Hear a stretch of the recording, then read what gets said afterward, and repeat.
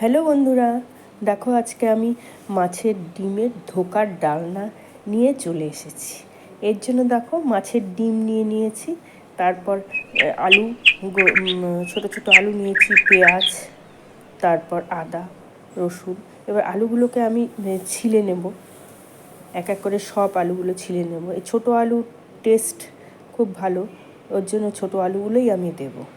তারপর দেখো একটা মশলা রেডি করে নেব, কত টমেটো, কাঁচা লঙ্কা, আদা স্লাইস করে নিয়েছি। তারপর নেব একটু জিরে 1 চামচ, ধনে নেব 1 চামচ, নিয়ে এটাকে আমি একটু জল দিয়ে ভিজিয়ে রাখবো। এই ভিজিয়ে রাখলে মশলাটা খুব ভালো পেস্ট হয়। এবার দেখো মাছের ডিমের উপর আমি লবণ নিয়ে নিয়েছি, হলুদ, তারপর একটু পেঁয়াজ রেখেছিলাম, ওটা ঝুরি করে রেখেছিলাম, পেঁয়াজ ঝুরি, লঙ্কা, টমেটো ঝুরি, তারপর ধনে পাতা, আদা, রসুন, কাঁচা লঙ্কা, এই সব দিয়ে আমি এই মাছের ডিমটাকে সুন্দর করে মেখে নেব, একদম স্মুথভাবে মেখে নেব। দেখো মাছের ডিম তো কড়াইতে তেলে দিলেই ফোটে, তার জন্য একটা টিপস দেখে নাও। মাছের ডিমের উপর যদি একটু সর্ষার তেল দিয়ে একটু ময়দা দিয়ে মেখে নেওয়া যায়, তাহলে মাছের ডিম ফোটে না। এবার দেখো এটাকে আমি ঠিক করে রেখে দেব। এবার কড়াইতে একটুখানি তেল দেবো, বেশি না। তারপর মাছের ডিমের এই সম্পূর্ণ তৈরিটা ঢেলে দেব। এখন আমি গ্যাসটাকে একদম লো করে রাখবো, তাহলে এই হাত দিয়ে উপরটা সমান করতে সুবিধা হবে। এবার দেখো উপরটা সুন্দর সমান করে দেব।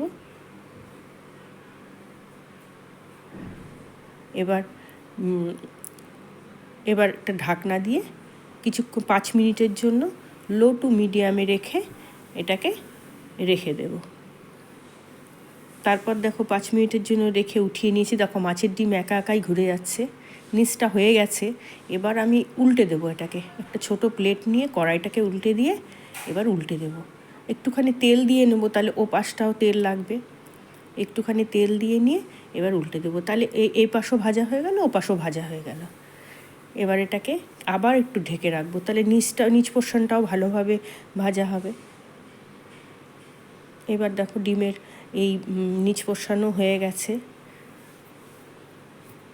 5 মিনিটের জন্য আমি ঢেকে রেখেছিলাম, এবার হয়ে গেছে। এবার এটাকে থালা দিয়ে আমি কড়াইটাকে ঢেলে নেব, তাহলে এটা ভাঙার কোনো ভয় থাকবে না। এবার আমি এটাকে ঠান্ডা করতে দেবো, ঠান্ডা হবে তারপরে কাটবো। এবার একটু কড়াইতে তেল দিয়ে দিলাম, শুকনো লঙ্কা, তেজপাতা একটু, এবার দিয়ে দেবো একটু গোটা গরম মশলা, তারপর দিয়ে দেবো একটু গোটা জিরে। এটা ভালোভাবে ভাজা হয়ে যাবে। তারপর এই যে আলুগুলো রেখেছিলাম ছিলে সুন্দর করে একটু ভাপিয়ে নিয়েছিলাম, এবার এই আলুগুলোকে আমি এর মধ্যে দিয়ে দেবো। তারপরে এই আলুগুলোকে সুন্দর করে ভেজে নেব। মাছের ডিম খেতে খুব ভালো লাগে, কিন্তু এই মাছের ডিম যখন কড়াইতে দেওয়া হয় তখন এই এত তেল ছেটে সবাই ভাজতে পারে না। যারা নতুন রান্না করছো তাদের পক্ষে খুবই অসম্ভব ব্যাপার। ওর জন্য এইভাবে করবে, তাহলে দেখবে একটুকু ছিটবে না। এবার দেখো ঠান্ডা হয়ে গেছে, এবার আমি কেটে নেব, সুন্দর করে কেটে নেব। এটাকে তোমরা ডায়মন্ড শেপেও কাটতে পারো, আবার চৌকো করেও কাটতে পারো। আমি এখানে চৌকো করে কেটে নিয়েছি।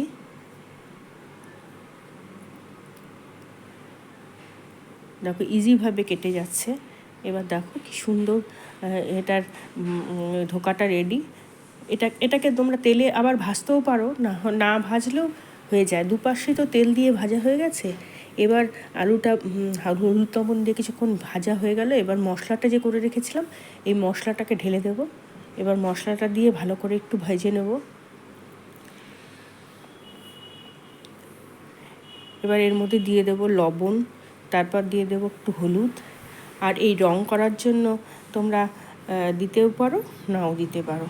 একটু লঙ্কার গুঁড়ো দিয়ে ভালো করে এটাকে ভেজে নেব। যতক্ষণ অবধি এটা তেল ছাড়া না হবে ততক্ষণ অবধি আমি এটাকে ভেজে নেব। আর ওই মশলার বাটিটা ধুয়ে নিয়ে একটু জল দিয়ে দিব, তাহলে মশলাটা ভালো কষে যাবে। এবার দেখো তেল ছাড়া হয়ে গেছে। মশলা আমাদের রেডি। এবার জল দিয়ে দেব পরিমাণ মতো, একটু বেশি জল দিব কারণ এই মাছের ডিমগুলো দেওয়ার পর একটু জল টানবে, তার জন্য একটু জলটা একটু বেশি দেব। এবার এটা ফুটে যাবে। আলুটাকে তো একটু ভাপিয়েই নিয়েছি, আর ভাজার সময় এটা ভালো মতো সেদ্ধ হয়ে গেছে।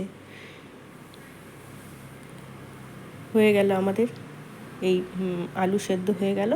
এবার আমরা এই ধোকাগুলোকে এক এক করে ছেড়ে দেব। একদম সহজ পদ্ধতিতে, কোনো ঝামেলা ছাড়াই এই ডিমের এই ধোকার তরকারি খেতেও যেমন টেস্টি, তেমনি করতেও কোনো ঝামেলা নেই। এইভাবে তোমরা করবে। তারপর দেখো এটাকে একটু ঢেকে দেব। ঢেকে দিলে ডিমের মধ্যে মশলাগুলো ঢুকে যাবে, ঝোল ঢুকে যাবে। এবার রেডি আমাদের এই মাছের ডিমের ধোকা। এবার আমি এটাকে সার্ভ করে গরম গরম খেতে দেব। এই দুপুরবেলা এটা ভাতের সঙ্গে গরম গরম খেতে খুব অদ্ভুত লাগে। এটা রুটির সঙ্গেও খাওয়া যাবে, ভাতের সঙ্গেও খাওয়া যাবে। এই দেখো এটা আমি এখন সার্ভ করে নিলাম।